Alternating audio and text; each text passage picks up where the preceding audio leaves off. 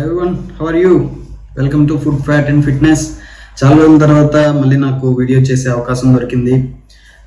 ఇకపై రెగ్యులర్గా వీడియోస్ చేస్తూ ఉంటాను. నేను ఒక రీసెంట్ ఎగ్జాంపుల్ చెప్తాను. నేను మా ఫ్రెండ్ని తీసుకొని ఒక ఫిజిషియన్ దగ్గరికి వెళ్ళాను.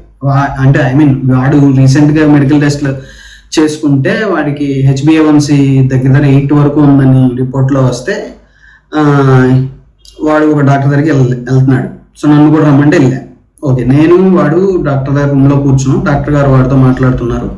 సో ఆయన రిపోర్ట్స్ చూసి మీకు HbA1c 8% ఉంది. సో ఆల్మోస్ట్ ఇంకా మీకు చాలా ఎక్కువగా ఉంది diabetes. So you have to stop eating rice అన్నారు.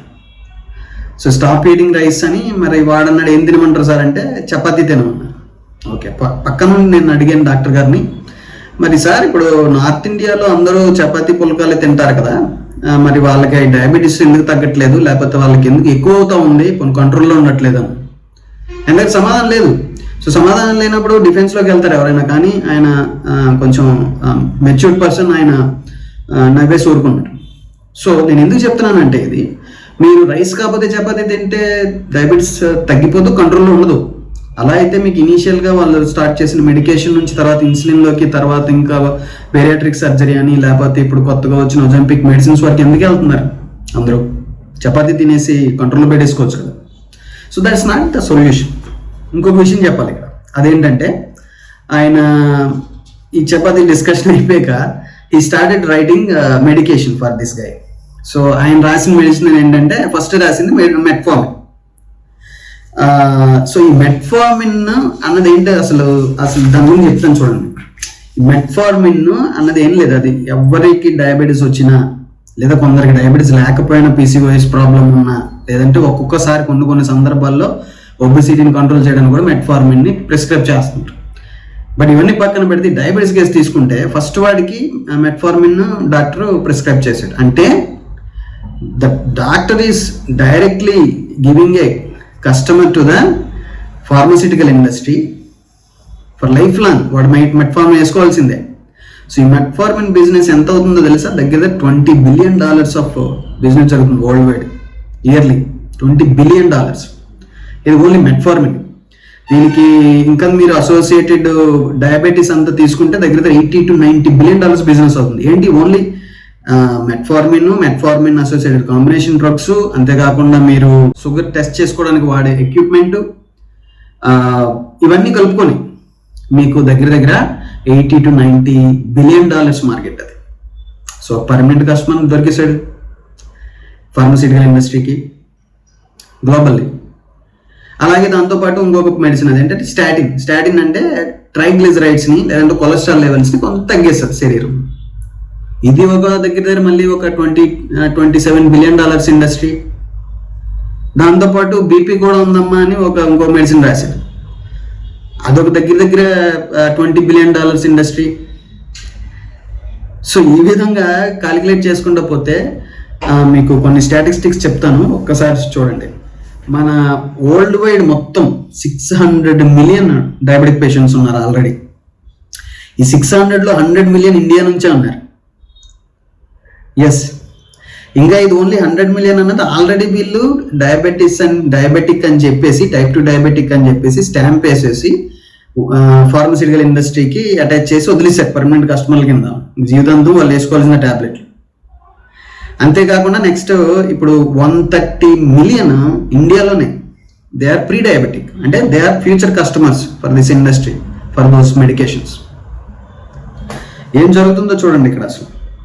తర్వాత ల్యాన్సెట్ అనే పత్రిక మీకు అందరికీ తెలిసే ఉంటుంది. చాలా ప్రఖ్యాత సైంటిఫిక్ లేకపోతే మెడికల్కి సంబంధించి ల్యాన్సెట్ అనేది చాలా ప్రాముఖ్యం చెందిన ఒక పత్రిక లేదా magazine, whatever you call. So ఈ ల్యాన్సెట్లో వాళ్ళు ఏం చెప్పారంటే, సో ఎంటైర్ గ్లోబల్ డయాబెటిక్ పాపులేషన్లో 26% ఆర్ ఫ్రమ్ ఇండియా. ఏం జరుగుతుంది ఇక్కడ? సో ఒక పావల మనమే మొత్తం రూపాయలు. సో ఇంకా మీకు చూస్తే based on ICMR and India B అని ఒకటి ఉంది, INDIAB అని. ICMR అంటే Indian Council of Medical Research. అలాగే INDIAB అని ఇండియా డయాబెటీస్ అని ఒకటి పెట్టారు. దేనికో తెలీదు పెట్టారు. వాళ్ళు చెప్పింది ఏంటంటే 15% of the Indians are sitting on time bomb. It's nothing but pre diabetes. ఇప్పుడు ఒక ఎపిడమిక్ కింద దీన్ని కన్సిడర్ చేసినా సరే దానికి ఏం ప్రికాషన్స్ తీసుకుంటున్నాయి గవర్నమెంట్స్ కానీ సోకాల్డ్ మెడికల్ ఇన్స్టిట్యూషన్స్ కానీ. నేను ఎవరిని ఏమనట్లేదు, ఎందుకంటే అందరూ సిస్టంలో భాగమే, వాళ్ళు సఫర్ అవుతున్నారు. ఇప్పుడు ఒక డాక్టర్కి డైట్ గురించి పుస్తకాల్లో పెట్టడం లేదు. సో ఈ మొత్తం మీకు ఎప్పుడైతే డైట్ మీకు ఎండ్ అవుతుందో, డైట్ సరిగ్గా చేయరో, అప్పుడు డాక్టర్ ఎంటర్ అవుతాడు మీ లైఫ్లోకి. ఇది మాత్రం గుర్తుంచుకోండి అందరూ. సో డాక్టర్ పని ఏంటంటే రిపేర్ చేయడం, అసలు పాడవకుండా ఉండేటట్టు మన శరీరాన్ని మనం చూసుకోవడం మన బాధ్యత కదా. అది డైట్తో అయిపోతుంది కదా. అంటే నేను ఇక్కడ మెటబాలిక్ సిండ్రోమ్ రిలేటెడ్ ఇష్యూస్ గురించి మాట్లాడుతున్నాను. ఇప్పుడు వైరస్ వల్ల, బ్యాక్టీరియా వల్ల, లేకపోతే ఇంకేదో కాంప్లికేషన్స్ వల్ల, వేరే ఇతర కారణాల వల్ల ఏదైనా హెల్త్ ప్రాబ్లం వస్తే అది వేరే. ఇక్కడ నేను పర్టికులర్గా మాట్లాడేది మనం చిన్నప్పటి నుంచి తిన్న ఆహారం వల్ల, లేకపోతే ఇప్పుడు తింటున్న ఆహార పదార్థాల వల్ల మనకు ఒక హెల్త్ ప్రాబ్లం వస్తే దానికి బేసిక్ రీజన్ ఐడెంటిఫై చేసి జనాలను ఎడ్యుకేట్ చేసి పిల్లలకు పుస్తకాల్లో పెట్టి దీని గురించి పేరెంట్స్ని ఎడ్యుకేట్ చేసి దీన్ని పెరగకుండా చూసుకునే బాధ్యత ఉందా లేదా సమాజంలో? గవర్నమెంట్ ఆర్గనైజేషన్స్ కానీ, ఇన్స్టిట్యూట్స్ కానీ, యూనివర్సిటీస్ కానీ అందరికీ ఉందా లేదా? అందరూ అదే మిస్టేక్ చేస్తున్నాం, అందరూ అదే తింటున్నాం, మనకేం తెలియదు. మైక్రోన్యూట్రియంట్స్ అడ్జస్ట్మెంట్ అన్నదే అసలు చిన్నప్పటి నుంచి మనకు తెలియని పరిస్థితి. ఇంట్లో లేడీస్ అంటే అమ్మ కావచ్చు, అమ్మమ్మ కావచ్చు, అత్త కావచ్చు, ఎవరైనా వాళ్ళు తెలియకుండా పిల్లలకి వాళ్ళ సంబంధించిన వాళ్ళు ప్రేమిస్తున్న వాళ్ళందరికీ విషయం పెడుతున్న రోజులు అయిపోయినాయి. ఈరోజు ఉదయమే బ్రేక్ఫాస్ట్ మనం ఏం తింటున్నాం? ఇడ్లీ, దోశ, చపాతి. మీకు ఒక పిక్చర్ పెడతాం చూడండి, అందులో ఏదన్నా ఒక్కటైనా మీట్ బేస్డ్ ఉందా? మనం ఉదయం లెగిస్తే అదే తింటున్నాం. ఇలా తింటూ మెటబాలిక్ సిండ్రోమ్ వచ్చి, టైప్ 2 డయాబెటీస్ వచ్చి, దాని తర్వాత జీవితాంతం మెడికేషన్స్ వాడుకొని, ఇప్పుడు చిన్న పిల్లల్ని కూడా చిన్నప్పటి నుంచి కూడా మనం వాళ్ళకి ఒక మీట్ బేస్డ్ లేకపోతే ఎగ్ బేస్డ్ బ్రేక్ఫాస్ట్ అలవాటు చేయకుండా, ఫాస్టింగ్ అలవాటు చేయకుండా, వాళ్ళు వద్దంటున్నా సరే వాళ్ళకి కుక్కేసి, బికాజ్ వాడికి ప్రోటీన్ కావాలి. మీరు ఎప్పుడైనా KFCకి తీసుకెళ్తే అది తిన్నన్నాడా? లేకపోతే ఇంట్లో చికెన్ వండితే అది తిన్నన్నాడా? అన్లెస్ మీరు వాడిని తినకూడదు తప్పు అని చెప్పి వాడిని పాడు చేసి ఉంటే నేను చేయమనలేను, కానీ వాడు ఇష్టంగా తింటాడు. ప్లస్ అది కొంచెం తిన్నా వాడి సేషియేషన్ వస్తుంది, వాడికి కావాల్సిన ప్రోటీన్ అందుతుంది శరీరానికి, వాడికి ఆకలి కూడా తగ్గుతుంది, హెల్తీగా ఉంటాడు. అది వదిలేసి ఎంతసేపు అన్నం పప్పు లేకపోతే కూరలు కలిపేసి ఇంత అన్నం, తక్కువ కూర, ఉదయాన్నే మొత్తం ఇడ్లీ దగ్గర మొదలు పెడితే అన్ని పిండే. What is happening? మనమైనా మారాలి కదా. ఇప్పుడు డాక్టర్స్ అంటే వాళ్ళు కూడా ఇదే ప్రాబ్లం ఫేస్ చేస్తారు. అదే డాక్టర్ ఇడ్లీ తినేసి వస్తారు హాస్పిటల్. మీకు ఫస్ట్ డయాబెటీస్ వస్తుంది, డయాబెటీస్ వచ్చాక మెడికేషన్ స్టార్ట్ చేస్తారు. మెడికేషన్ స్టార్ట్ చేసాక మళ్ళీ మీరు ఈ కార్బోహైడ్రేట్ ఆపకూడదు, ఎందుకంటే మీరు పులి మీద స్వారీ చేస్తున్నట్టే.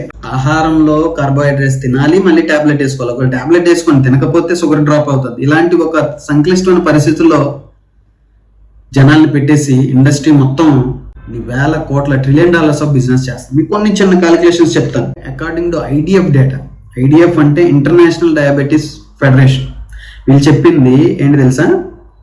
మొత్తం అసలు డయాబెటీస్ వల్ల జరుగుతున్న డ్యామేజ్ ప్రపంచం మొత్తం మీద, అంటే అది ప్యాసివ్ కావచ్చు, యాక్టివ్ కావచ్చు.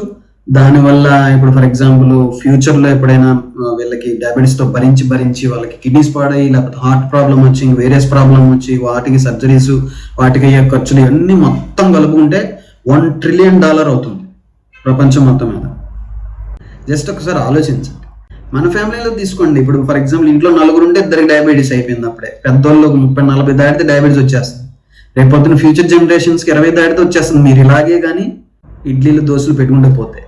So be careful, and I hope this video gave some valuable information to you. Please like, subscribe my channel. From now onwards I will be doing videos regularly. Thank you so much.